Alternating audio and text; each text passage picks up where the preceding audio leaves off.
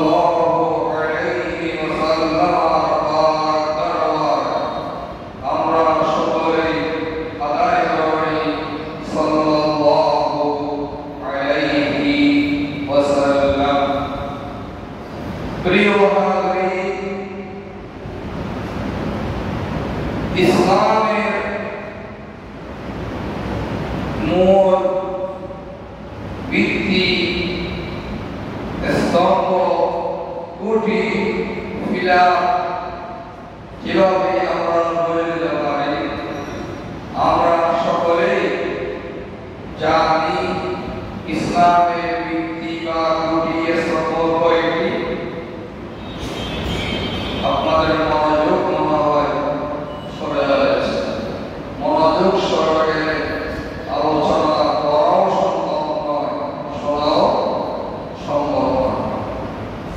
ইসলামের মূল কয়টি? ইসলামের খুঁটি কয়টি? আপনাদেরকে জানা নেই? ইসলামের বেড়া হচ্ছে 5টি। কয়টি? 5টি। সব গুরুর প্রতি ঈমান রাখতে হবে। 3টি সার্বজনীন, 2টি ব্যতিক্রম। সার্বজনীন কি? ঈমান আল্লাহর প্রতি, তাওহীদের প্রতি, রিসালাতের প্রতি, পরকালের প্রতি করা বিশ্বাস স্থাপন করা। আল্লাহ ছাড়া কোনো মাবুদ নেই, কোনো ইলাহ নেই, কোনো উপাস্য নাই, কোনো আমার কল্যাণকারী কেউ নেই। আর সেই রব্বুল আলামিনকে, তাওহীদকে শিরক মুক্তভাবে শিকার করতে, মানার জন্যে মাধ্যম হলেন ইমামুল আম্বিয়া মুহাম্মদুর রাসূলুল্লাহ সাল্লাল্লাহু আলাইহি ওয়াসাল্লাম। এবং আমার এই হায়াত আল্লাহ দিয়েছেন, এই হায়াতে কি করেছি না করেছি আমি জানি, আল্লাহ জানে। এই হিসাব আমাকে দিতে হবে রব্বুল আলামিনের আদালতে। বলুন সুবহানাল্লাহ। এর নাম কি? ঈমান। ঈমানের পরে আমাকে আপনাকে সকলকে আদায় করতে হবে কিসে? নামাজ। কি? নামাজ, 5 ওয়াক্ত নামাজ। এরপরে সুস্থ শরীর থাকলে, রোগ মুক্ত হবে, তাহলে আমরা কি করব? রোজা পেলে 1 মাস ব্যাপী রোজা পালন করব। বলুন সুবহানাল্লাহ। এই 3টি কাজের মধ্যে ধনী গরিব কারো ব্যবধান নেই, সবাইকে এটা মানতে হবে, আমল করতে হবে।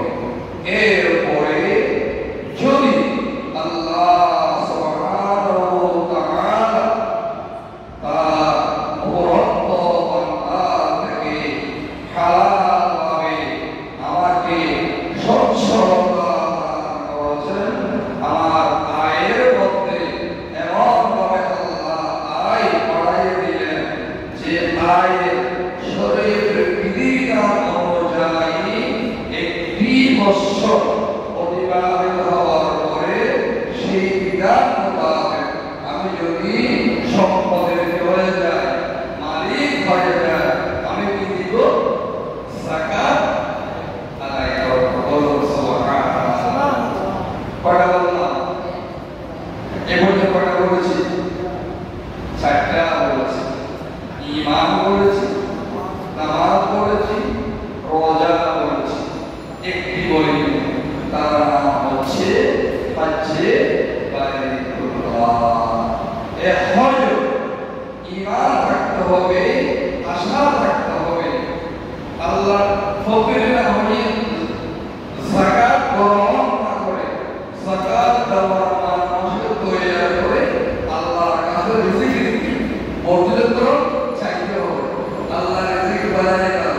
আল্লাহুম্মা রযুকনা রিজকান হালালান তাইয়িবান মুবারাকান ওয়াসিআন ফাইন্নাকা খায়রুল রাযিকিন। যে বাড়াতে কে? আল্লাহ।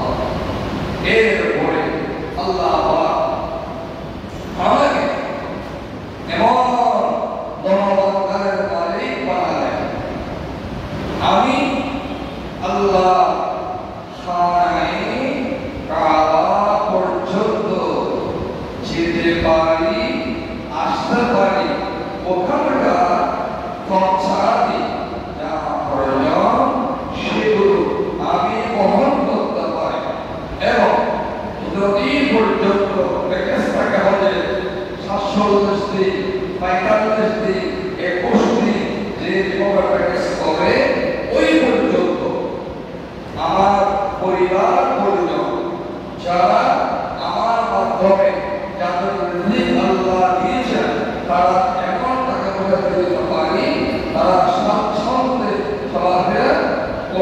পারবে, খেতে পারবে, বড় করতে পারবে, কোরবানি করতে পারবে, সব পারবে।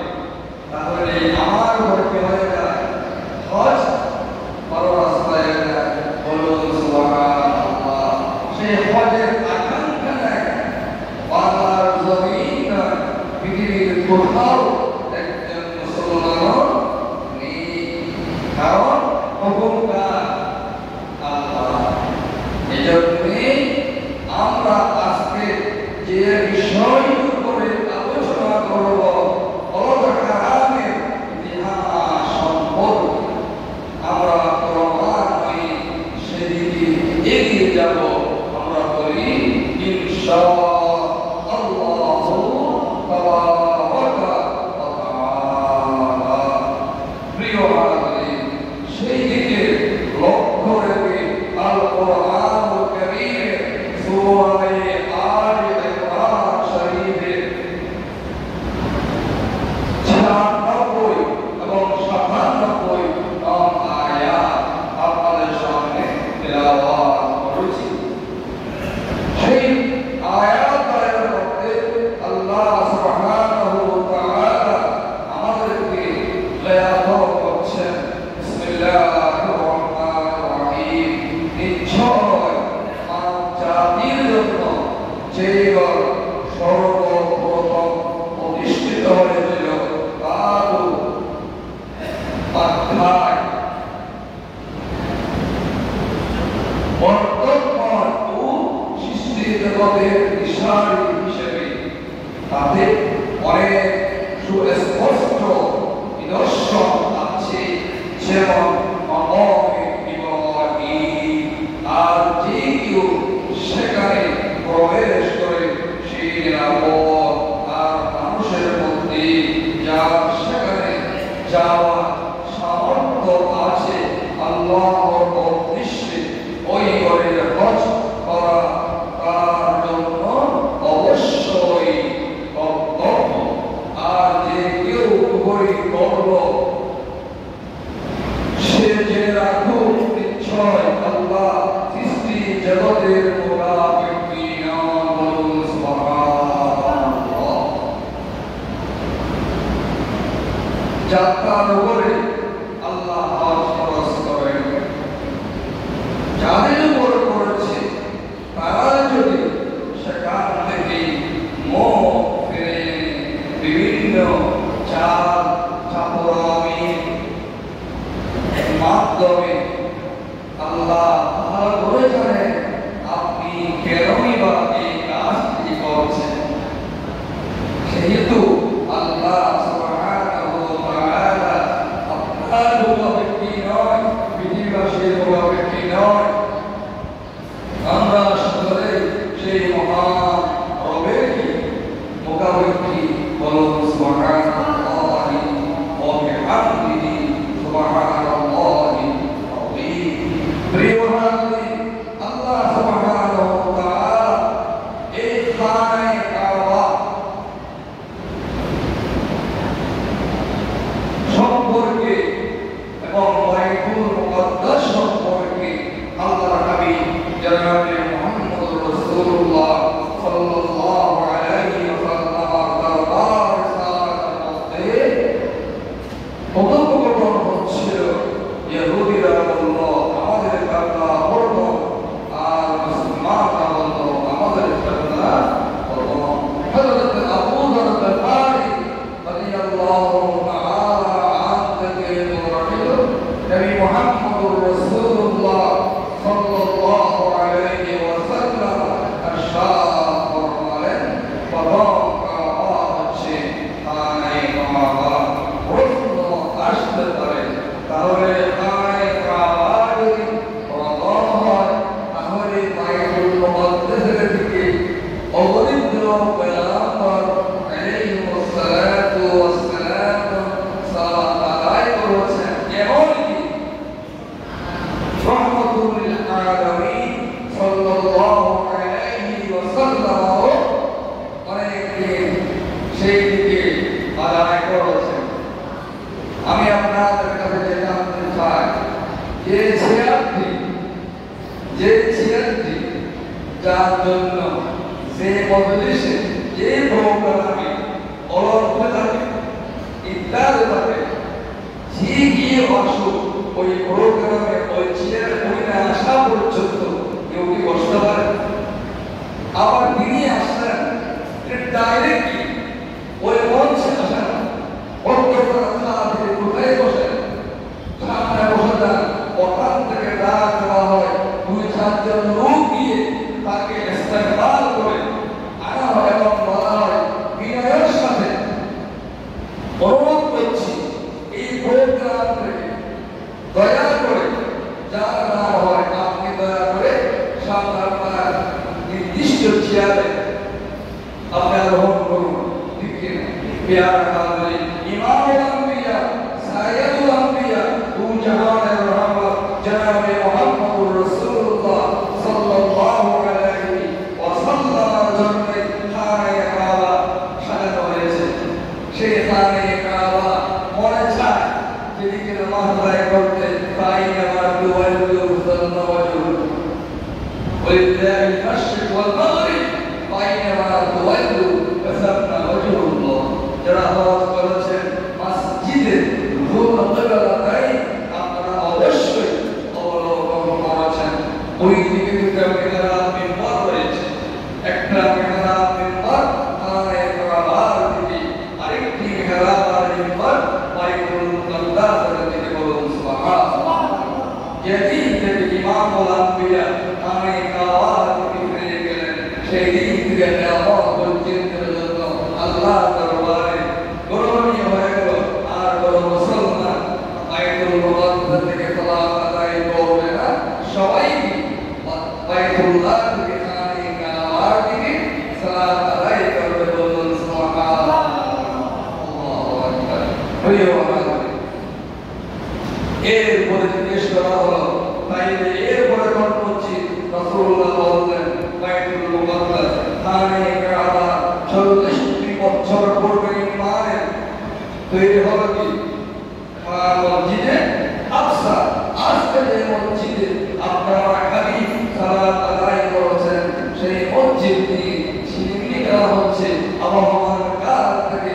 যাদেরকে আমরা আমাদের বন্ধু মনে করছি, যোগ্য মনে করছি, আমাদের সহযোগী মনে করছি, তারা বন্ধনা হলে আমাদের বন্ধনা হয়ে যায়। আর সেই আমাকে আপনাকে বিক্রি করে সেই বিক্রি রক্ত পয়সা দিয়ে আমাকে ফেরানো হচ্ছে। আমার কোনো খবর নেই। অজাবে হোক সালা তামার দুন্য হোক চিঙ্গ ঢেলে দেখে সরকারে যাব আপনাকে লাথি মেরে আপনাকে ফেলে দিয়ে আপনার পোষা দিয়ে আপনাকে লাথি মারছে। আপনার কোনো খবর নাই। আপনার এই ইতিহাস থেকে ইহুদি আসলেরা হাস্যের সম্পদ বানাইছে আমাদের। খবর আছে, খালি আছি হিন্দু মুসলিম মিল্লাতের সেই মহান মিলনের কথা আমরা বলে হয়ে গিয়েছি। এরপরে আল্লাহ রাসূলকে জিজ্ঞেস করা হলো এরপরে কোন মসজিদ? রাসূলুল্লাহ বলেন এরপরে মসজিদগুলো প্রতিষ্ঠিত হতে চলেছে। বলুন সুবহানাল্লাহি ওয়া বিহামদিহি সুবহানাল্লাহিল আযীম। প্রিয় হাজিরিন, আসুন সংক্ষেপে এই বলদ হারামের দূরত্ব আমরা নেওয়ার চেষ্টা করি। কিতাবের মধ্যে এসেছে সেই বলদ হারাম আপনার পশ্চিম দিক থেকে আপনার 22 কিলোমিটার পর্যন্ত পরিধি রয়েছে। এরপরে দক্ষিণ দিকে 12 কিলোমিটার এবং পূর্ব দিকে 15 কিলোমিটার, উত্তর পূর্ব দিকে আপনার 16 কিলোমিটার এবং উত্তর সর্বোত্তর দিকে 7 কিলোমিটার পর্যন্ত এই পুরো এলাকা হচ্ছে কি বলদুল হারাম। আমরা একবার বলি সুবহানাল্লাহ ওয়া বিহামদিহি সুবহানাল্লাহিল আযীম। এটাও আমাদের অনেকে ধারণার বহির্ভূত, স্থানগুলো বহির্ভূত। এগুলি শুনবেন পরে বলে যাবেন। যেহেতু মনোযোগ আমাদের সেই দিকে আজিবুতি লিল্লাহিল্লাহ নেই। ওয়ালিল্লাহি আন-নাস, হজ করতে হবে আল্লাহকে খুশি করার জন্য, মানুষকে দেখাবার জন্য নয়। আসুন এই খানে কাবা একাধিক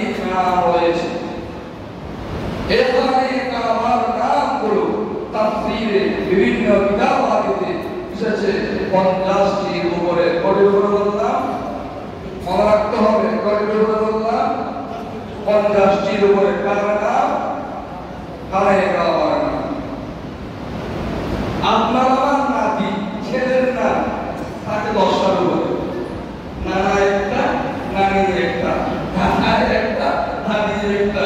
মানে ধরতে ধরতে কি তার নাম সে বলতে পারে না। মূল নামটা কি সে বলতে পারে না। কিন্তু আল্লাহ রাব্বুল আলামিন খানে কাবার নাম 50-এর উপরে। কিন্তু পৃথিবীর শ্রেষ্ঠ কিতাব, দুনিয়া আখিরাতের সব কিতাব, মানবতার কল্যাণের কিতাব, সেই কিতাবের নাম কি? একবার বলি কি নাম? আল কোরআনুল কারীম। আল্লাহ রাব্বুল আলামিন আমার মুরব্বির হায়াতে ঈমানে স্মরণ শক্তিতে আর পরিহার করো আমাদেরকে তিনি বলে বলে উৎসাহ দিয়ে এগিয়ে যাওয়ার জন্য আমাদেরকে সুযোগ করে দেন। আমরা বলি আমিন। আমাদের কেন বলেন? শ্রেষ্ঠ কিতাবের নাম কোরআন শরীফ, শ্রেষ্ঠ কিতাবের নাম কোরআন শরীফ, শ্রেষ্ঠ রাসূলের নাম মুহাম্মদ সাল্লাল্লাহু আলাইহি ওয়াসাল্লাম, শ্রেষ্ঠ মসজিদের নাম শাহে কাবা। আমাদের মনে রাখতে হবে না? আফসোস, আফসোস, আমরা সব বলে যাচ্ছি। আমাদের আমরা বলে যাই। আজকে যদি জিজ্ঞেস করা হয় বাংলা ভাষায় কয়টারি, অনেকে বলতে পারবো না। এমনি অবশ্য উদযাপন করার জন্য অনেক কিছু বলছি, কিন্তু তারিখ মনে নাই। ওই 14 ফেব্রুয়ারি মানে এপ্রিল ওইটা মনে আছে, 14 এপ্রিল ওইটা মনে আছে, তারিখ মনে নাই, সন মনে নাই। জিজ্ঞেস করলে প্রথম নম্বর আমি ফেল করবো।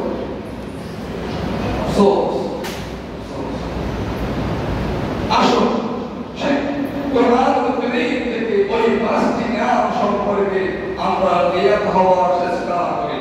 5টি নাম এক এক করে আমাদের মনে রাখতে হবে। প্রথম নাম হচ্ছে মক্কা। মক্কা, আল বালদ, আল কারিয়া, উম্মুল কোরআন। কয়টি বললাম? 5টি বলেছি। কয়টি বলেছি? মনোযোগ নেই। একটা একটি নাম আপনাদের বলি, মনে থাকবে না। আসুন কোরআনুল কারীমে মক্কা কোথায় রয়েছে?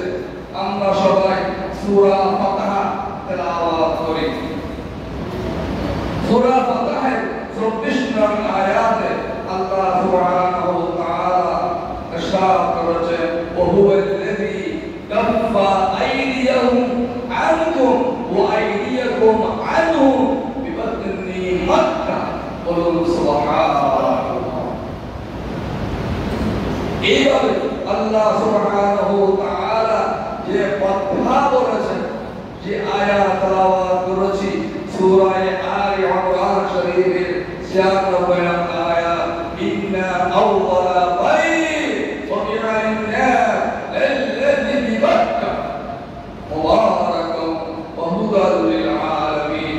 প্রিয়হাজরিন, এখানে কাবা, এই মক্কা, এই ঘর, তিনটি কারণে তাফসীর রয়েছে গোটা বিশ্বের কাছে সমাদৃত। বাংলাদেশ নয়, গোটা পৃথিবী, গোটা পৃথিবীতে আপনারা আমরা যদি জানতে চাই মুসলিম অধ্যুষিত এলাকা কয়টি? কেউ বলতে পারবেন? যুবকদের বলতে হবে। তোমরা ভেঙে গেল, চুরমার করে গেল, ফাটাইয়ে গেল। অনেক সময় অনেক জায়গায় অনেক কিছু বলো, কমান্ড করো, দেখি বলো দেখি।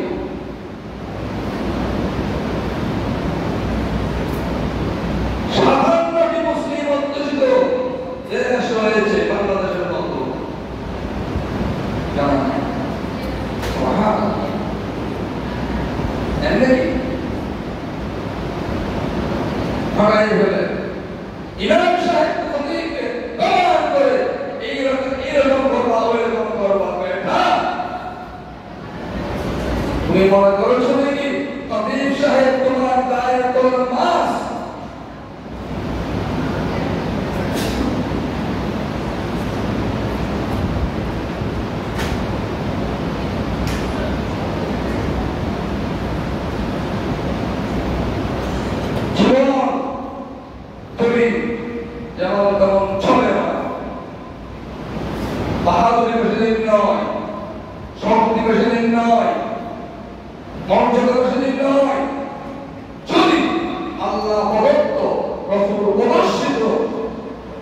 জায়গায় যদি দৃষ্টি গ্রহণ করতে পারো তুমি সমাদৃত।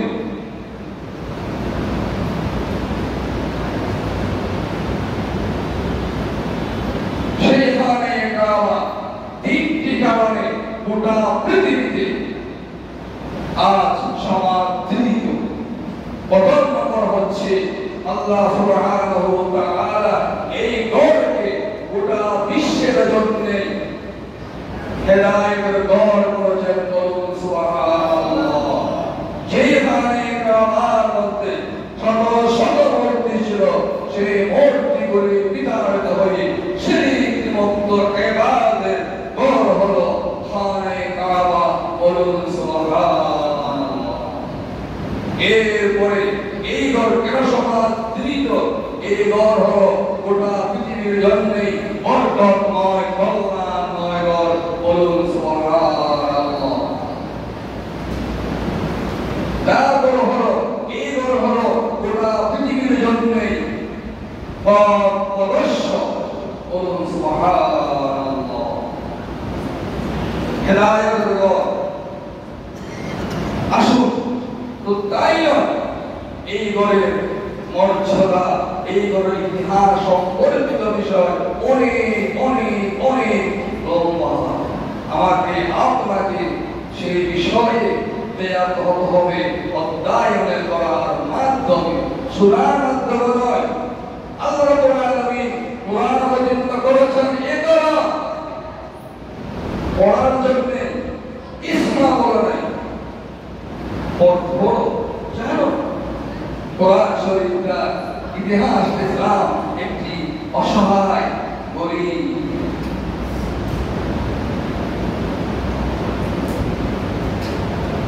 ফজরের নামাজ আজকে জামাতে কয়টা পড়েছি, অক্তমতে কয়টা পড়েছি, তাকবীর উলা কয়টা পেয়েছি, হাত দিয়ে একবার জিজ্ঞেস করুন। তারপরে আপনি আপনার মর্যাদা, আপনি কি আশিক রাসূল, আপনি কি আশিক ওলি, আপনি কি আশিক মাহবুব ইলাহি, তারপর কথা বলুন। সেই দিকে কোনো কথা নেই, চিন্তা নেই। যেমনে মুখে আসলো তেমনে বলে দিলাম, আর মনে করে নিলাম তিনি সেই বিষয়ে অত্যন্ত ভীরু নয়। কেউ মুসলমান বীর হতে পারে না। মুসলমান হবে ধৈর্য, মুসলমান হবে এগিয়ে যাওয়ার জাতি। তোমার হুঙ্কার দিয়ে কিছু হয় না।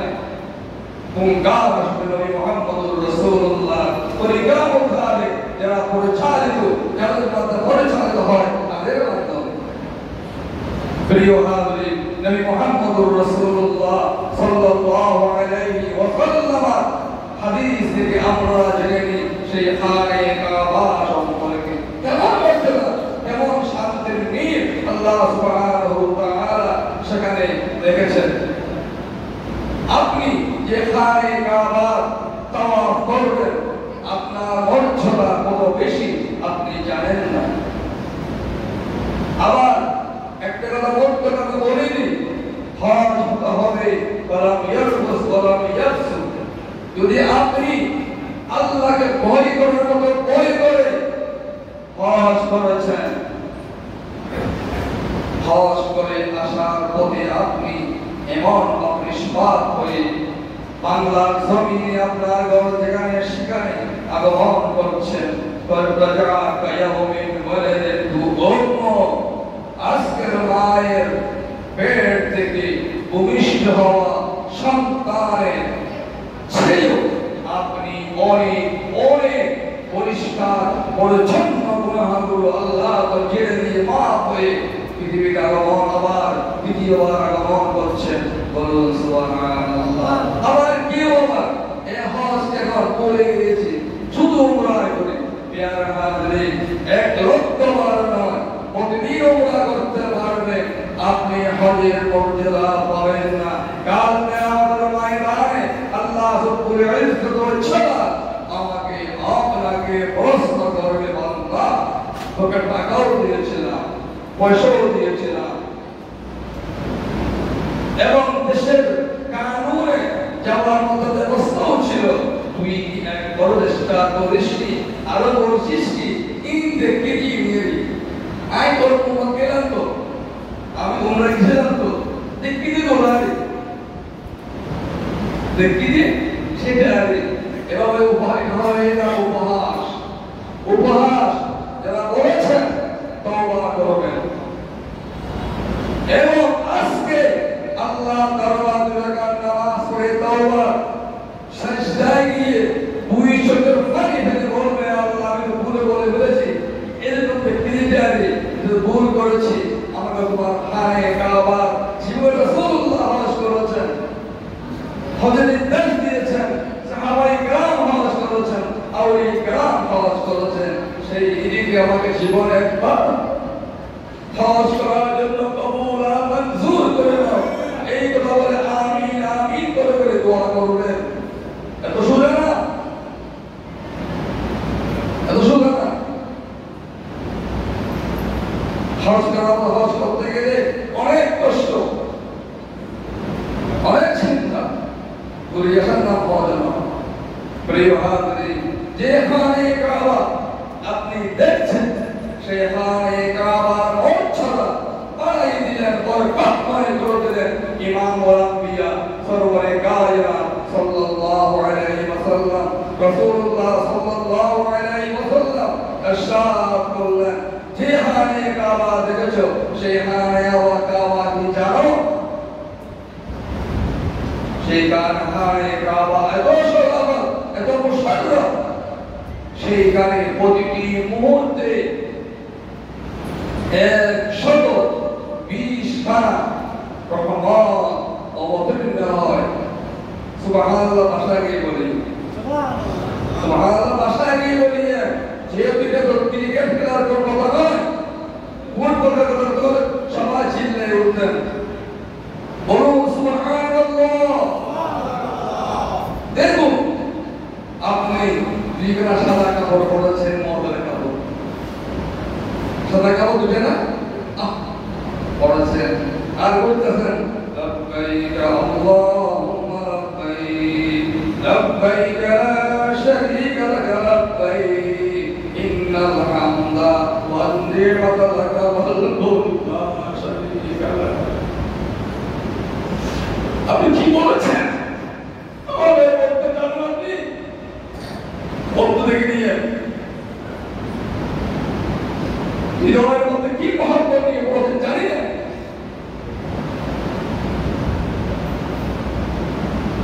আপনি যখন তাওয়াফ করেন, হাবিবি কি ইরশাদ ফরমাচ্ছেন, 60টি রহমত আপনার জন্য বরাদ্দ করবেন। সুবহানাল্লাহ। তাওয়াফকারীর জন্য বড় রহমত, সে আপনার হজকারী, পর আপনি কি ওমরা করেন। একটু আগে বলবেন, আমি ওটা বলছি জন্য যাদের উপর হজ ফরজ, হজের জন্য তৈরি গ্রহণ করুন। হজ করার পরে বর্তমান আপনি কি করুন? ওমরা করুন। আর আল্লাহ নবী শরীয়ত আয়াতের মধ্যে আবার যেটা পারবেন কি পারবেন না আল্লাহ ভিতরে জানেন, হজ করতে গেলে ওমরা আছে, হজের মধ্যে কি আছে? ওমরা আছে। ওমরার মধ্যে কি নেই? হজ নাই। বলুন সুবহানাল্লাহ। রহমত আছে কয়টি? 60। যারা সালাত আদায় করবে খানে কাবার মধ্যে, তাদের জন্য 40টি রহমত। আর বাকি আছে কয়টি? 20টি। যারা আল্লাহ